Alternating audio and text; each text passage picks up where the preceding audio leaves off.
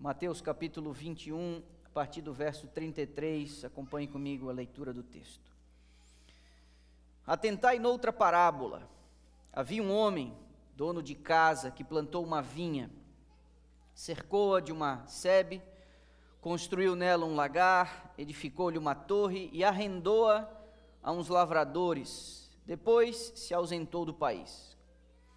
Ao tempo da colheita, enviou seus servos aos lavradores para receber os frutos que lhe tocavam. E os lavradores, agarrando os servos, espancaram a um, mataram a outro e o outro apedrejaram. Enviou ainda outros servos em maior número e trataram-nos da mesma sorte. E por último, verso 37, enviou-lhes o seu próprio filho, dizendo: a meu filho respeitarão. Mas os lavradores, vendo o filho, disseram entre si: este é o herdeiro. Ora, vamos, matemo-lo e apoderemo-nos da sua herança. E agarrando-o, lançaram-no fora da vinha e o mataram. Quando, pois, vier o senhor da vinha, que fará aqueles lavradores? Jesus perguntou. Responderam-lhe: fará perecer horrivelmente a estes malvados e arrendará a vinha a outros lavradores que lhe remetam os frutos nos seus devidos tempos. Perguntou-lhes Jesus, verso 42, nunca lestes nas Escrituras a pedra que os construtores rejeitaram, essa veio a ser a principal pedra angular, isto procede do Senhor e é maravilhoso aos nossos olhos? Portanto vos digo que o reino de Deus vos será tirado e será entregue a um povo que lhe produza os respectivos frutos. Todo o que cair sobre esta pedra ficará em pedaços, e aquele sobre quem ela cair ficará reduzido a pó. Verso 45, os principais sacerdotes e os fariseus, ouvindo estas parábolas, entenderam que era a respeito deles que Jesus falava. E conquanto buscassem prendê-lo, temeram as multidões, porque estas o consideravam como profeta. Eu tenho uma atração especial pela cronologia dos evangelhos. Entender a sequência dos acontecimentos registrados nos primeiros livros do Novo Testamento chama a minha atenção de maneira muito particular. E uma boa parte dos estudiosos entende que a parábola que nós acabamos de ler, ela foi contada 3 dias antes de Jesus morrer, na terça-feira, última semana em que ele esteve conosco. No domingo ele entrou em Jerusalém, aclamado como rei. Na segunda-feira de manhã, bem cedinho, quando ele vai ao templo, expulsa os vendedores e os cambistas, isso pela segunda vez. E no dia seguinte, terça-feira, Jesus gasta boa parte do seu tempo, infelizmente eu diria, confrontando a elite religiosa e denunciando a hipocrisia deles. Esta parábola dos lavradores maus nos ajudará esta manhã, porque nela Jesus revela o papel dos profetas na relação com aqueles a quem ele confiou os cuidados de sua obra. O dono da vinha, nesta parábola, enviou seus servos vez após vez, e eles foram repelidos e violentados de maneira escalonada. Você deve ter reparado que a gravidade com que eles foram tratados, ela se tornou cada vez mais grave, espancados, apedrejados, mortos. E Mateus deixa claro ao final desta parábola que a audiência de Jesus, a elite religiosa, não restou dúvidas para eles de que Jesus estava falando a respeito deles. Eles entenderam na hora o significado da coisa. Mas embora o significado da parábola, ele esteja inclusive para nós, tanto quanto foi para eles, revestido de obviedade, eu quero nesta manhã que você me permita refrescar um pouquinho a sua memória e recapitular uma parte dessa história. Lá no passado remoto, Deus havia feito uma aliança com seu povo, em forma de contrato. Nela estavam previstos direitos e obrigações bênçãos, a parte do povo e a parte de Deus. Bênçãos foram previstas em caso de obediência, muito claras estas bênçãos, e maldições se as cláusulas deste contrato elas fossem violadas. Deus foi mais detalhista com as maldições do que com as bênçãos, para que ninguém pudesse reclamar, isso aí o Senhor não tinha nos avisado. Tudo foi avisado. Tragicamente, a história de Israel, ela foi mais marcada pela desobediência do que pela fidelidade. E não foi senão aos trancos e barrancos, como vocês costumam me ouvir dizer, que Deus conseguiu levar a efeito os seus planos. Nessa condição disfuncional do povo, os profetas exerceriam um papel fundamental para trazer o povo de volta aos termos da aliança. Nisso basicamente consistia o papel dos profetas.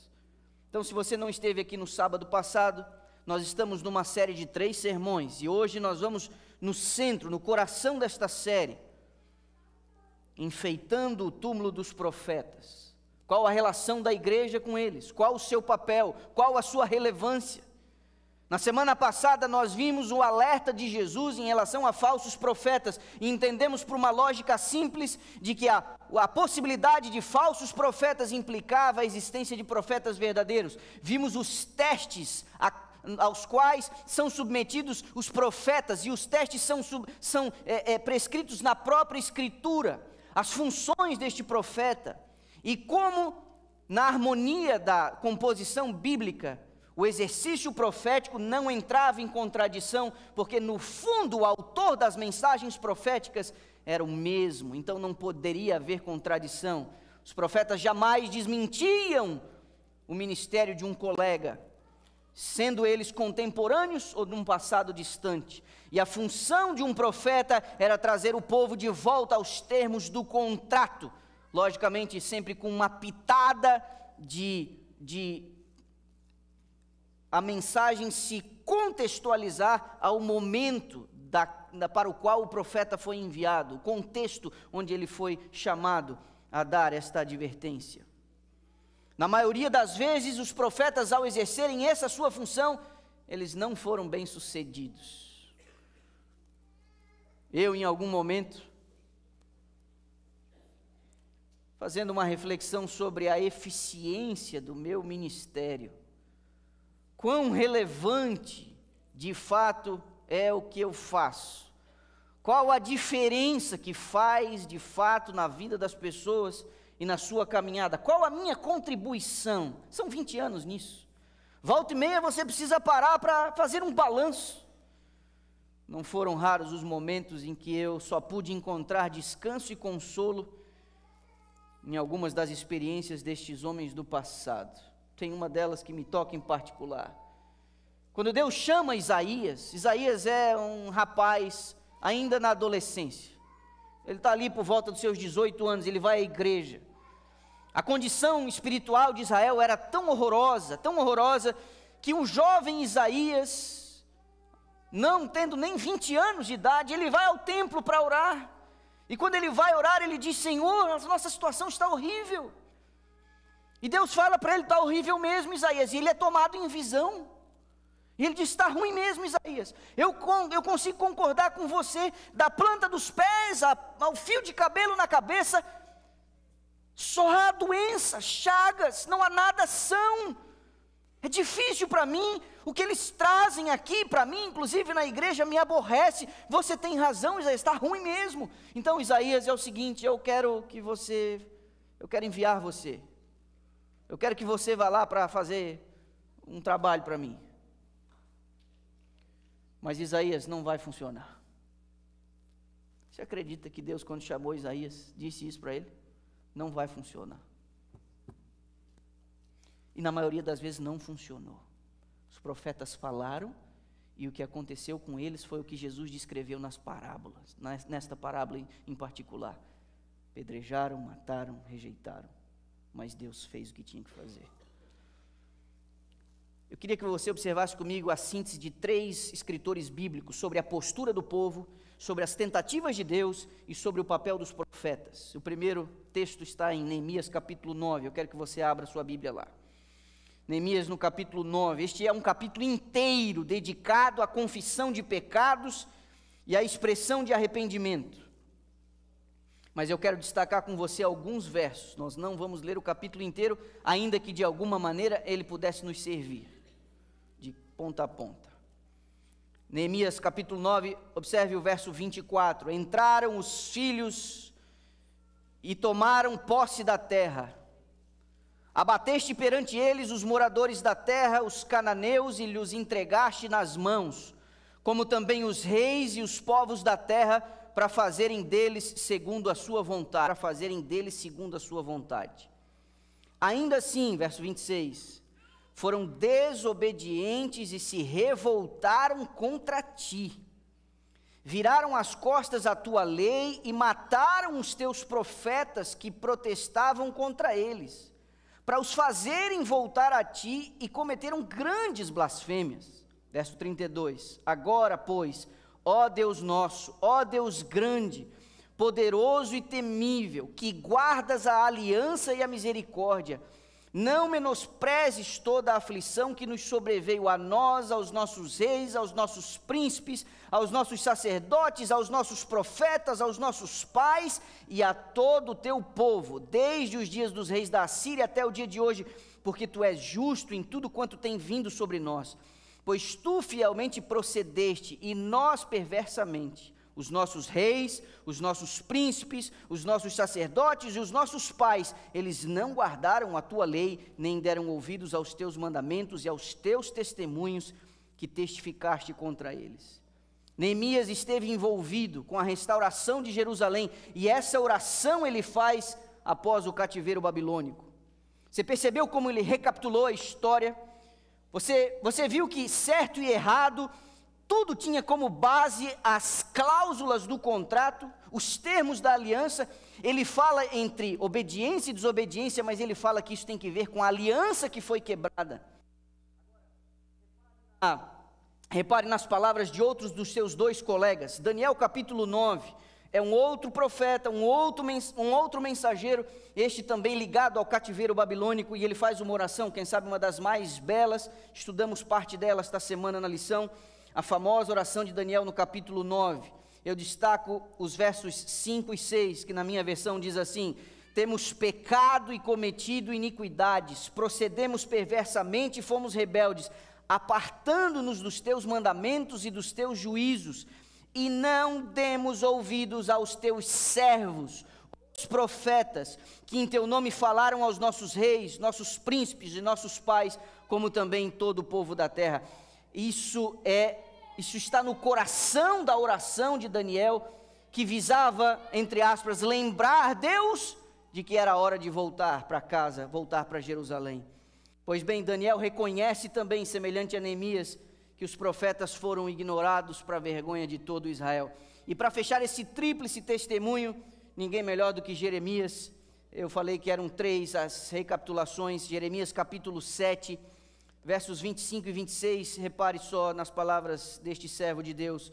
Desde os dias em que vossos pais saíram da terra do Egito até hoje, verso 25 de Jeremias 7, enviei-vos todos os meus servos, os profetas, todos os dias, começando de madrugada eu os enviei, mas não me destes ouvidos, nem me atendestes, endurecestes a cerviz e fizestes pior que os vossos pais. Olha o capítulo 44, versos 4 e 5. Todavia, começando eu de madrugada, lhes enviei os meus servos, os profetas, para lhes dizer: não façais esta coisa abominável que aborreço. Mas eles não obedeceram, nem inclinaram os ouvidos para se converterem da sua maldade, para não queimarem incenso a outros deuses. Você viu? Deus se refere aos profetas como meus servos. Você lembra o que Jesus disse na parábola? O dono da vinha, o que o dono da vinha falou? Eu enviei os meus servos. É a mesma expressão. Jesus não escolhe uma expressão aleatória. Jesus está apelando aos termos do contrato. Os meus servos foram enviados para lembrar a vocês de suas responsabilidades. A mesma expressão foi utilizada. Jeremias, inclusive, diz que Deus enviou os seus servos começando de madrugada. Isso é uma expressão que quer dizer que desde muito cedo os profetas foram enviados. Desde o começo os profetas foram enviados. Deus não demorou para tentar trazer o seu povo de volta do caminho da apostasia. Deus não esperou muito tempo para trazê-los de volta à aliança. Então, como é que foram estas mortes? Como foram estas rejeições? Na segunda pior sequência dos reis de Judá, surge um menino chamado Joás. Você lembra dele? Aquele que ficou escondido no templo. O sacerdote escondeu ele no templo por 6 anos. Ele era um bebezinho, quando uma mulher horrorosa chamada Atalia saiu matando todo mundo que era descendente de Davi. E ela matou todo mundo, só ficou esse menino. Então o sacerdote esconde o bebezinho de 1 ano de idade, Joás, e por 7 anos, ou por 6 anos ele ficou escondido. E quando ele tinha 7 anos, num, entre aspas, golpe de estado, o sacerdote Joiada, ele coroou o menino, o pequeno rei Joás, 7 anos de idade, a coroa de Davi sobre a sua cabeça e o cetro de governo. Ah, doida, ela ficou muito doida, saiu gritando ali pelos cômodos do palácio: traição, traição. Esse menino se tornou um homem, por 42 anos reinou sobre Judá, e o seu reinado ficou marcado pela dedicação às coisas do templo e aos seus rituais. Joás foi mentoreado pelo mesmo homem que salvou sua vida quando ele era apenas um bebezinho, um sacerdote chamado Joiada. Observe, segundo livro de Crônicas, capítulo 24, como a Bíblia, ela preserva este relato. Tinha Joás 7 anos de idade quando começou a reinar, e 40 anos reinou em Jerusalém, e era o nome de sua mãe Zíbia, de Berseba, e fez Joás o que era reto perante o Senhor todos os dias. Aí que está, nós estamos acostumados a ler assim, né? Todos os dias da sua vida. Infelizmente, não foi todos os dias de sua vida. Todos os dias do rei, ou do sacerdote Joiada. Enquanto o sacerdote Joiada mentoreou Joás, ele andou na linha. O problema é que o sacerdote Joiada era bem mais velho que o rei Josias, o rei Joás. E o sacerdote morre. E aí Joás, na morte do seu amigo e mentor, que tinha salvado sua vida, na morte dele, ele acaba ouvindo as pessoas erradas. Por 35 anos ele andou na linha. Mas quando Joiada morreu, Joás vacilou. Ouviu quem não devia ter ouvido. Observe os versos 17 do mesmo capítulo até o 22. Nós lemos assim na minha versão: aí não, né? Vamos pegar o capítulo certo. Segundo Crônicas 24, verso 17. Depois da morte de Joiada, vieram os príncipes de Judá e se prostraram perante o rei, e o rei os ouviu, não devia. Deixaram a casa do Senhor, Deus de seus pais, e serviram aos postes ídolos e aos ídolos. E por esta sua culpa veio grande ira sobre Judá e Jerusalém. 19. Porém o Senhor lhes enviou profetas para os reconduzir a si. Estes profetas testemunharam contra eles, mas eles não deram ouvidos. Verso 20. O Espírito de Deus se apoderou de Zacarias, filho do sacerdote Joiada, o qual se pôs em pé diante do povo e lhes disse: assim diz Deus, porque transgredis os mandamentos do Senhor, de modo que não prosperais, porque deixastes o Senhor, também ele vos deixará. Olha agora, verso 21. Conspiraram contra ele e o apedrejaram por mandado do rei, no pátio da casa do Senhor. E assim o rei Joás não se lembrou da beneficência que Joiada, pai de Zacarias, lhe fizera, porém matou-lhe o filho. Este, ao expirar, disse: o Senhor o verá e o retribuirá. Alguém cuspiu fogo aqui na frente dizendo miserável. Miserável mesmo. Repare, sobrevivente de um morticínio, teve sua pele salva por um homem dedicado a Deus. Por 35 anos, um mentor.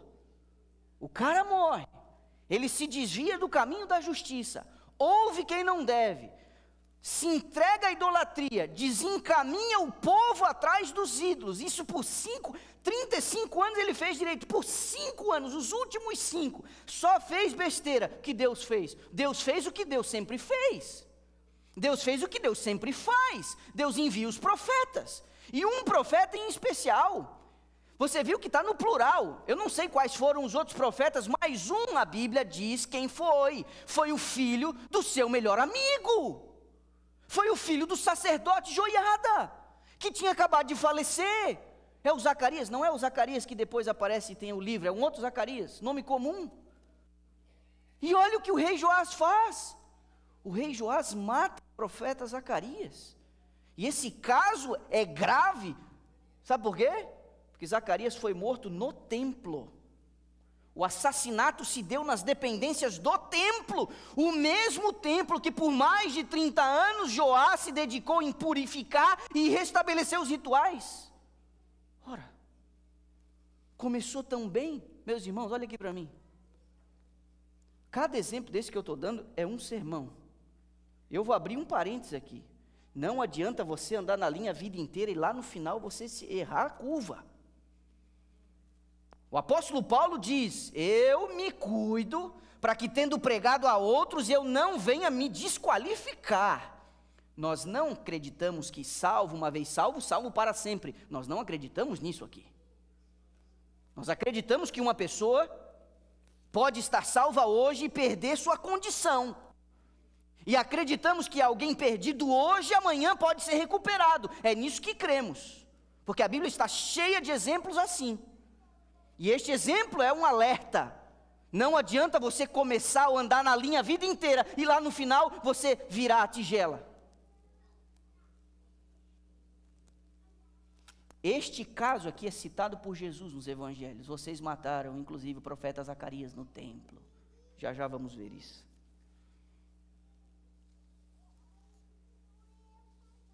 Vamos a um outro exemplo. Quando o filho de Salomão assume o trono, você deve lembrar, o Roboão, o que ele faz? Ele ouve os coleguinhas da escola. Os coleguinhas da escola falam: estão pedindo para você dar uma aliviada com o povo. Alivia nada. Você tem que ser mais duro para eles te respeitar. Ele vai lá e endurece. O que acontece? Acontece o problema que as tribos elas partem. 10 tribos ao norte não reconhecem Roboão como seu rei. Falam: não queremos você, não queremos Davi, não reconhecemos você. 2 tribos ao sul, Judá e Benjamim, estas ficam com Roboão. As tribos do norte, as 10, tomam para si um outro homem para governá-los, um tal de Jeroboão. Não valia nada, nada. Este povo, ao norte das 10 tribos, depois eles foram designados como povo de Israel, e as 2 tribos ao sul, o povo de Judá. Você deve lembrar disso. As 10 tribos ao norte se esfacelaram quando a Síria foi lá e destruiu eles. As 2 tribos ao sul foram preservadas, porque nelas viria ainda o Messias. E ali foi preservada a dinastia de Davi. Pois bem, lá pelas tantas, e por que Jeroboão não valia nada? Jeroboão, Deus havia dito: Jeroboão vai governar lá no norte. E aí Jeroboão pensou o seguinte: olha, eu preciso fazer de tudo para essas 10 tribos de cá ficarem brigadas com as 2 tribos do sul. Porque se eles se unificarem, eu perco aqui, porque lá é o descendente de Davi. Então, para ficar separado mesmo, o que Jeroboão fez? Jeroboão afastou o povo de tudo que dizia respeito às coisas de Jerusalém e aos rituais do templo. Então, o que ele faz? Ele começa a contratar um monte de gente para ser sacerdote. E ele começa a levantar e erguer um monte de altares pagãos por todo o seu território. Você não precisava fazer uma viagem de 2 dias para chegar em algum templo pagão e oferecer sacrifícios com profetas mentirosos e com sacerdotes contratados ali na esquina. Então Jeroboão desencaminha Israel de um jeito, mas de um jeito, que o caso ficou sem solução até a destruição total daquelas 10 tribos do norte. Só que o filho de Jeroboão fica doente. E olha só aqui. Quando a coisa aperta, você sabe o que funciona e o que não funciona. Quando a coisa apertou, você acha que Jeroboão foi atrás de um sacerdote ou de um homem dos deuses a quem ele desencaminhou o povo? Não, sabe por quê? Porque ele sabia que não adiantava. Então ele fala com a mulher dele: vem cá, mulher, filho doente. Ele diz: você se disfarça aqui e você vai procurar um profeta do Senhor lá no sul. Mas vai escondida, para ninguém saber que você é minha esposa e para ninguém saber que eu estou indo consultar alguém de lá. Oh, que miserável. A mulher vai toda escondida, aí tem o profeta. Sabe qual é o nome dele? Profeta Aías. Só que o profeta Aías estava muito velhinho, tadinho. E já nem enxergava. Teve glaucoma, não enxergava mais. E estava lá na casa dele. E quando a mulher do rei disfarçada veio chegando, o Espírito do Senhor falou com o profeta Aías. Está aí vindo a mulher do Jeroboão. Repare, 1 Reis capítulo 14, verso 1 e 2. Naquele tempo adoeceu Abias, filho de Jeroboão. Disse este a sua mulher: dispõe-te agora e disfarça-te, para que não conheçam que és mulher de Jeroboão, e vai a Siló. Eis que lá está o profeta Aías, o qual a meu respeito disse que eu seria rei sobre este povo. A mulher de Jeroboão assim o fez, levantou-se, foi a Siló e entrou na casa de Aías. Aías já não podia ver, porque os seus olhos já tinham escurecido por causa da sua velhice. Porém o Senhor disse a Aías: eis que a mulher de Jeroboão vem consultar-te sobre o seu filho, que está doente, assim e assim falarás, porque ao entrar fingirá ser outra. Então a mulher entra na casa do profeta e diz: eu sei quem você é. E aí o profeta Aías descasca tudo assim, e diz: ó, a vida de você vai ser uma miséria. E Deus descortina através do profeta o destino daquela família. O filho vai morrer e vai ser só desgraça para vocês, porque vocês sabiam que eram para fazer, mas vocês não fizeram por amor ao poder. A ignorância, não era por ignorância que Jeroboão desencaminhou o povo, mas pelo amor ao trono e à função que ele exercia. As pessoas sacrificam a sua salvação e o seu destino eterno no altar de suas ambições. Foi assim com Pilatos e assim tem sido com tanta gente. Essa história demonstra o perigo de nossa teimosia em não seguir aquilo que a gente sabe ser o correto. Então o profeta descortina o futuro e diz: vai ficar ruim para você, Jeroboão. Vamos a um outro exemplo aqui. Havia tensões entre Judá e Israel depois dessa divisão. Eles viviam tretados, viviam tendo problema entre as tribos do sul e as tribos do norte. Algumas vezes até entraram em conflito. Mas num determinado momento, o rei de Judá ao sul, chamado Josafá, me casa com a princesa das tribos do norte, a filha da Jesa e do Acabe. Você imagina que o rei de Judá vira genro de Acabe, o rei do norte, e eles ficam aparentados. Deus não gostou disso aí. Um dia o Acabe chamou Josafá para comer um churrasco na casa dele. Foi bem isso aí mesmo, viu? Vem aqui, domingão, vamos comer um churrasco. E ele foi. Josafá pegou e foi lá, passar um domingo na casa do sogro. Papo vai, papo vem. O Acabe falou assim pro seu genro, o rei Josafá: estou com um problema na fronteira ali no norte, estou sendo ameaçado. Que tal? Nós somos uma família, somos um só. Que tal você enviar parte do seu exército para me ajudar aqui num conflito que eu estou tendo mais aqui ao norte? O Josafá falou: sem problema, sogrão, sem problema. Somos uma família. E imprudentemente deu a sua palavra ao sogro. Mas ele disse assim: mas vamos fazer o seguinte, conta comigo, mas consulte o profeta de Deus. O Acabe disse assim: tá bom, vou consultar. Mandaram chamar os profetas, a turma da Jezabel. Mais de 400 chegaram na frente dos dois reis, o Josafá do sul e o Acabe do norte. Os 400 profetas falaram: vai tranquilo, vai dar tudo certo.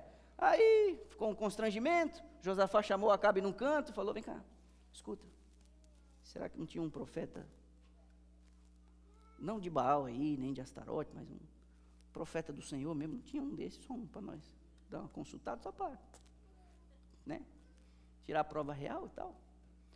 Aí, essa semana eu estava conversando com o Noah lá em casa, nós rimos dessa história, porque é trágico, mas chega a ser cômico.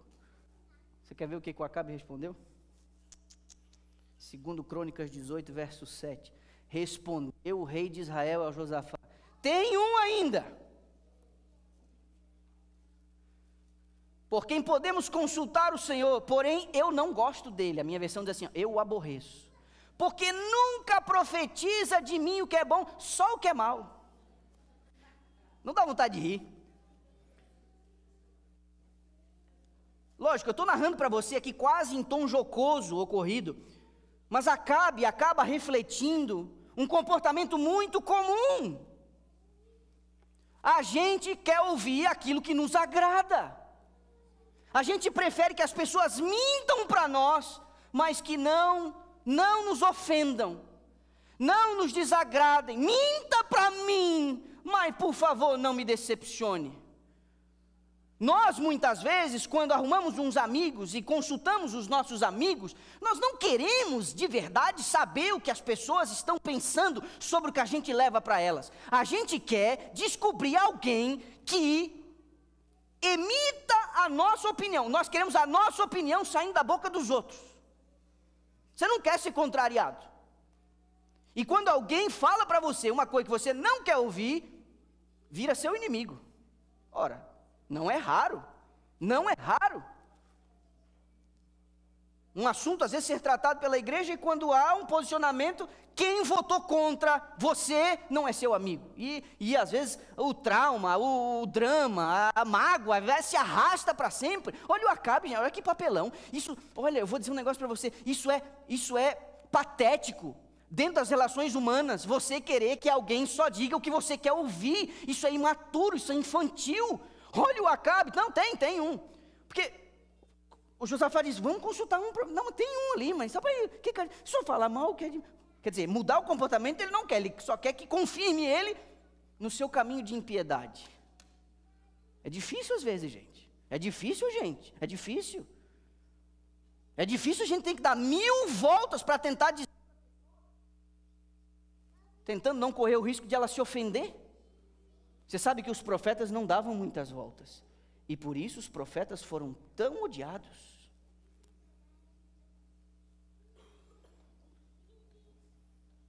Chamaram o profeta, e quando chamaram o profeta, e quando chamaram o profeta, falaram, o rei quer saber a tua opinião no negócio aí, só para te avisar, está todo mundo está a favor. Por favor, não joga água no suco, por favor, não dê uma de azedo. Está todo mundo dizendo que vai dar certo, você, por favor. E aí o profeta, eu só vou dizer o que Deus mandar eu falar.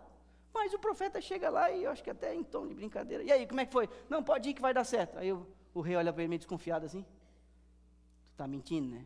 Estou mentindo mesmo. Não vai dar tudo errado, você vai morrer, vai ser uma confusão danada. E é o que Deus está dizendo.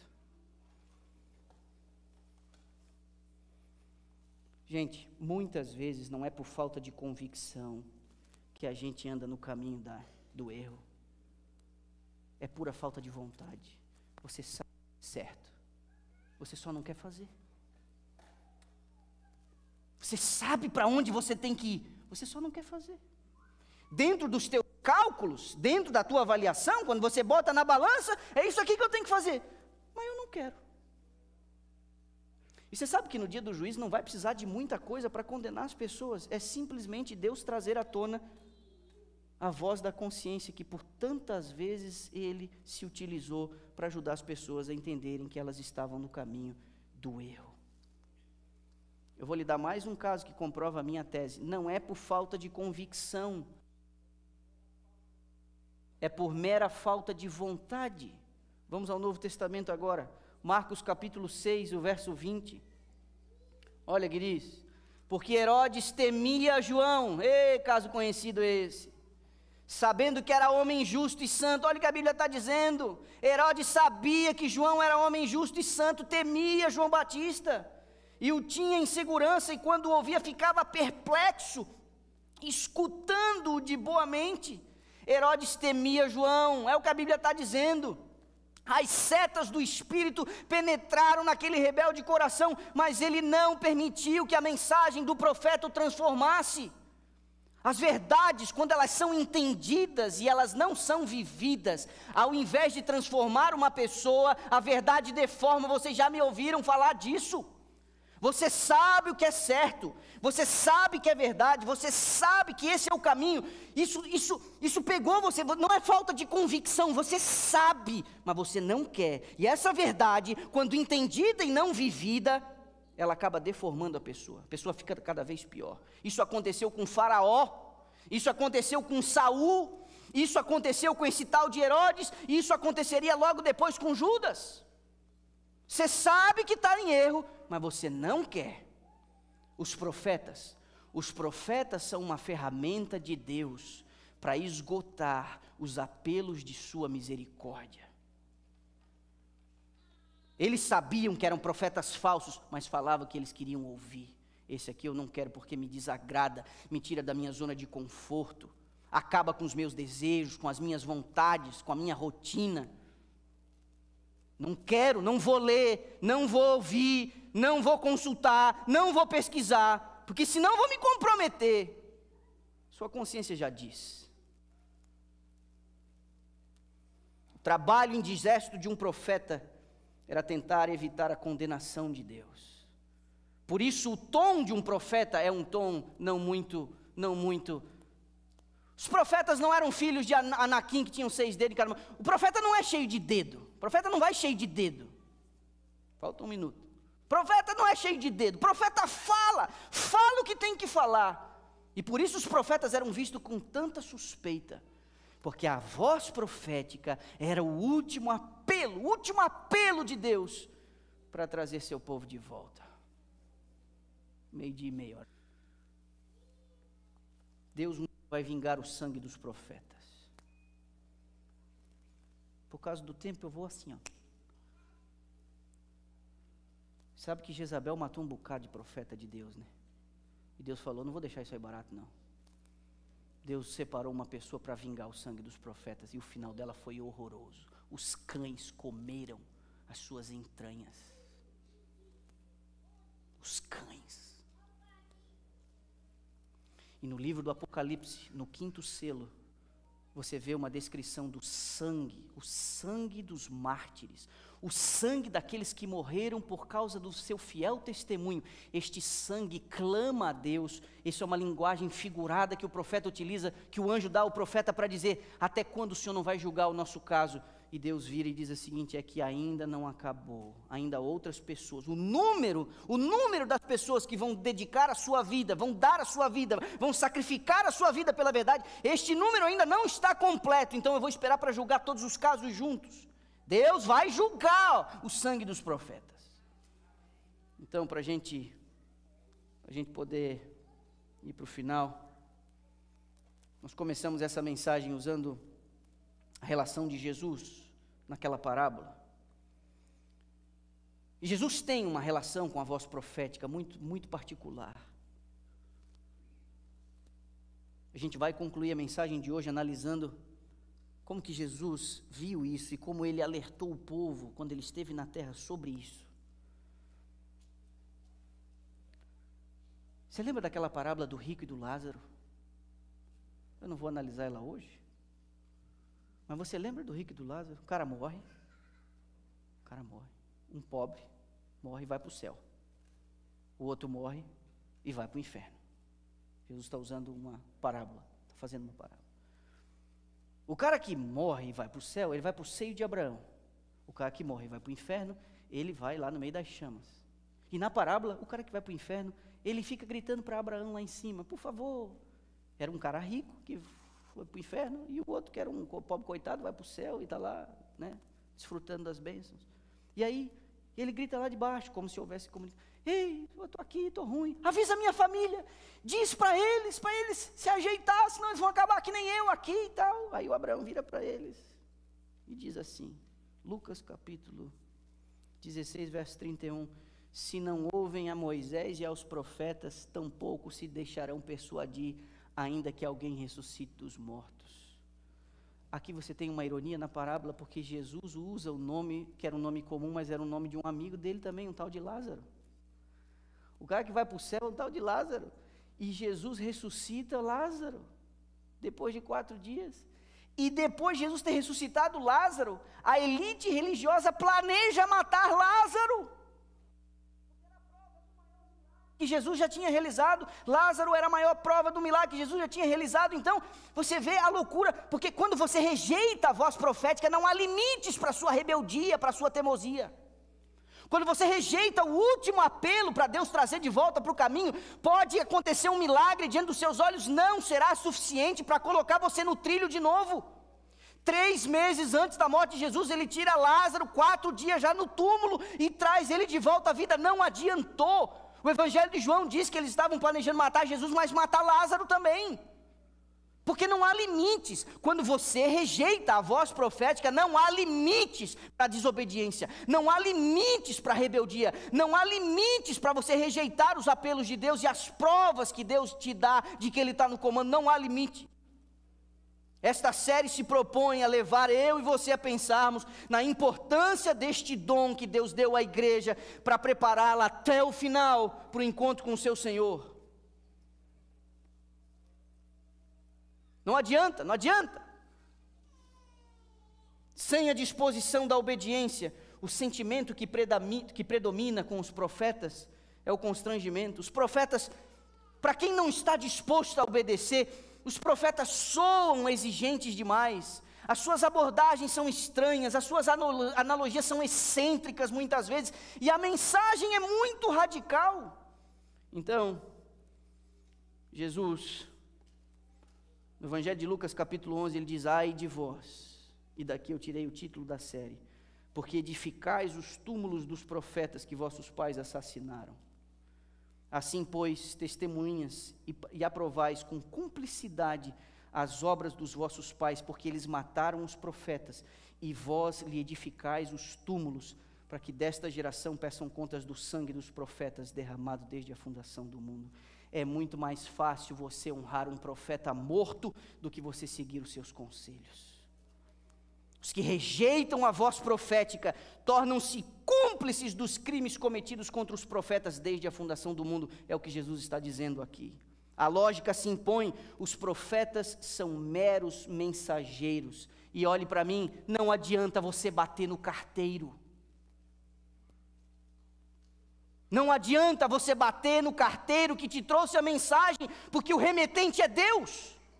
Não adianta você olhar com cara feia para quem trouxe a mensagem de reprovação ou de exortação. Não adianta olhar de cara feia para quem puxou a sua orelha, porque é Deus tentando colocar você no caminho da justiça e da verdade. Não põe a culpa no profeta, não põe a culpa no mensageiro. Deus está tentando salvar você. E se o tom está muito elevado, é porque Deus está muito preocupado com você.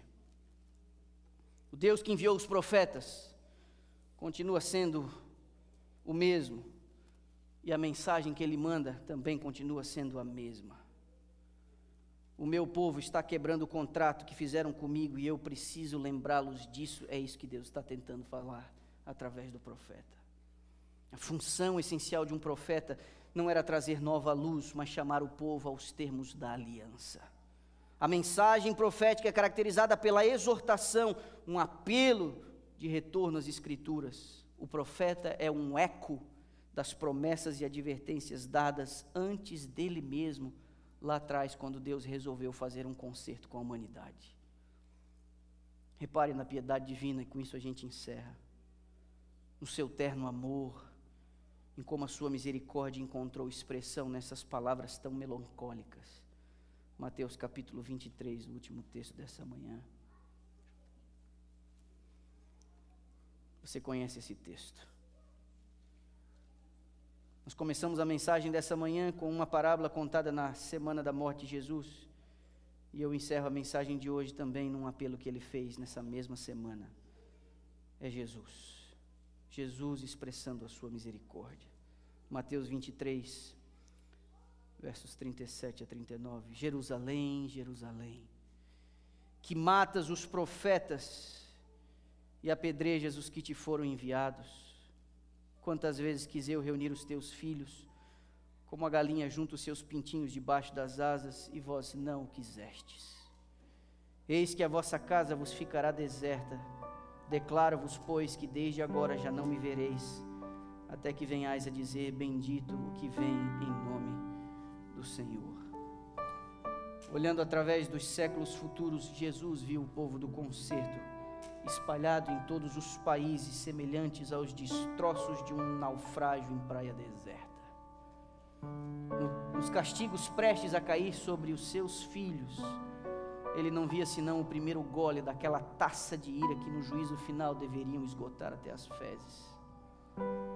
Oh, se Israel houvesse conhecido como nação favorecida acima de todas as outras o tempo da sua visitação e as coisas relacionadas à sua paz.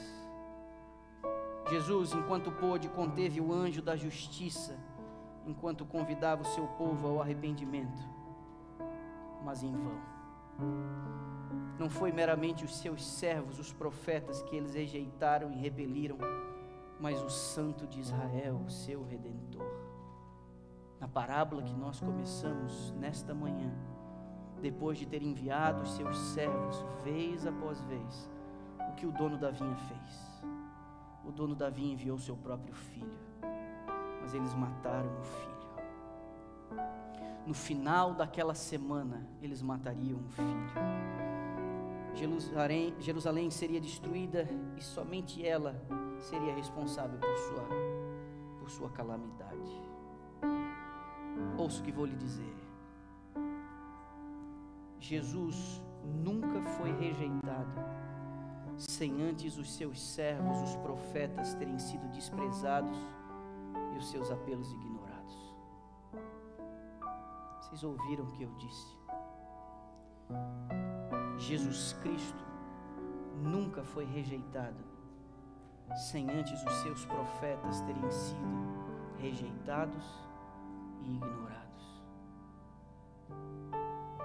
Tem gente que acha que exalta a pessoa de Jesus Cristo ao mesmo tempo que despreza o conselho da voz profética. Isso é mentira e isso é balela. Porque o testemunho de Jesus é o espírito de profecia. Os profetas servem aos interesses do Filho de Deus.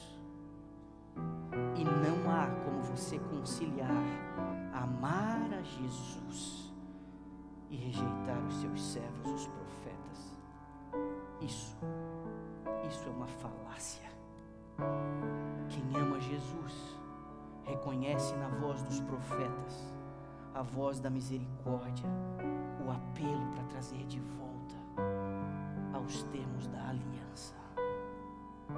Esse é o papel dos profetas. Na semana que vem, no último sermão dessa série, nós vamos analisar o fator tempo.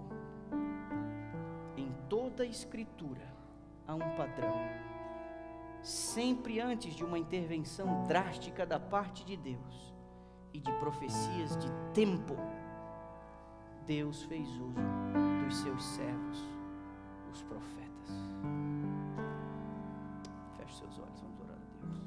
Pai amado, o Senhor nos ama. Mesmo quando o Senhor sobe o tom para falar com a gente, é porque o Senhor nos ama. Mesmo quando o Senhor nos pega pelos cabelos, porque o Senhor nos ama. Mesmo quando o Senhor nos confronta com as nossas loucuras, é porque o Senhor nos ama. Quando nós nos deparamos com as nossas esquisitices, com as nossas manias, com a nossa teimosia, o Senhor assim permite para fazer com que a gente veja como insano é viver fora dos teus conselhos. Então, por favor, Pai, nós não queremos honrar com os nossos lábios os profetas, nem tampouco enfeitar seus túmulos. Nós queremos aprender a seguir seus conselhos. Abençoa essa igreja que o Senhor colocou sob os cuidados dessa liderança. Que eles reconheçam na orientação profética mensagens diretamente vindas do céu para nos proteger neste tempo horroroso em que estamos vivendo e para nos dar as ferramentas necessárias para vencer no tempo de crise. Nos abençoa ao longo de todo esse dia. Quando clamarmos a Ti, invocarmos o Teu nome, por favor, nos responde, nos atende. A alegria, o prazer é todo nosso, mas a glória é unicamente Tua. Ouve nossa prece, Pai. Nós a fazemos em nome do nosso amado Jesus. Amém.